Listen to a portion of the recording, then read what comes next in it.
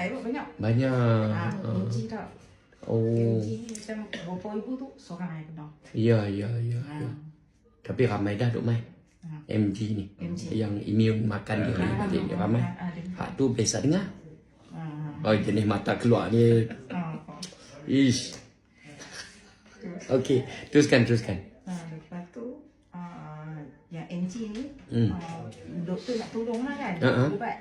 Dia ambil dah hantar KL. Oh, hantar KL. KL lah semua dah buat MRI buat apa CT scan buat semua dah buat banyak lah.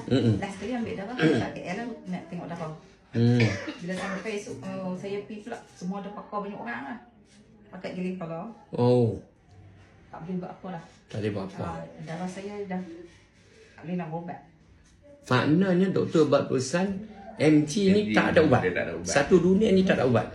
Macam dengan HIV, macam dengan kencing manis, macam banyak lagi yang tak ada ubatnya. Dia bagi ubat yang boleh tahan saja. Macam kita boleh tahan saja. Okey. Allah. Tak boleh makan ubat tu lagi teruk. Oh, Allah. Tak payah makan. Tak payah makan. Okey. Minta kau Allah saja lah. Allahu Akbar. Macam tu lah. Ubat thyroid kena makan. Kalau tak makan, dia akan goyang. Dia akan goyang badan semua. Ya, goyang lebih lah. Lagi teruk, mata lagi keluar. Lagi teruk lah. Thyroid. Itu. Oh, macam tu. No, astagfirullahaladzim. Uish, MG. Lepas tu Misteri grafis. MG. yang tu dia tak lakat. Dia tak lakat? MG tu dia ni sampai lah saya tak boleh bawa pegang mutu balik. Oh. Itu tak boleh bawa. Tak ada tenaga. Dia nak yang berik pun tak nak. Oh. Dia macam MG ni dia semua dia jatuh. Kalau benda berat nak angkat daripada bawah tak boleh. Oh tu MG punya simptom. Kalau pinat, saya akan bawa barang dukung. Kalau bawa bibir tak boleh jatuh. Tak boleh sebab dia semua dia saraf dia turun.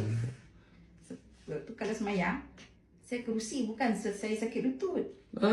Tak turun nak naik tak boleh. Bukan. Bila tunduk mata macam nak. Iya kan. Kalau saya tu bila rokok tu mata macam nak luruh. Aduh takutnya ya Allah. Dia rasa macam tu. Jadi, wah. Kalau banyak semata kerusi saya sakit lutut. Sakit lutut, sakit pinggang lah. Bukan mata. Mata. Bila sujud kan macam tu kan. Jadi dia lagi turun. Dia lari lah. Jadi saya sujud tak sampai habis kan. Jadi atas kerusi. Sebab bila kita sakit mata merah tu pun, bila kita sujud pun ngap. Oh ya, ni jadi keluar ni ya Allah. Bila orang kata sembahyang sakit, orang selalunya sakit lutut. Ya. Sembahyang atas kerusi. Ya. Allahu Akbar. Hei.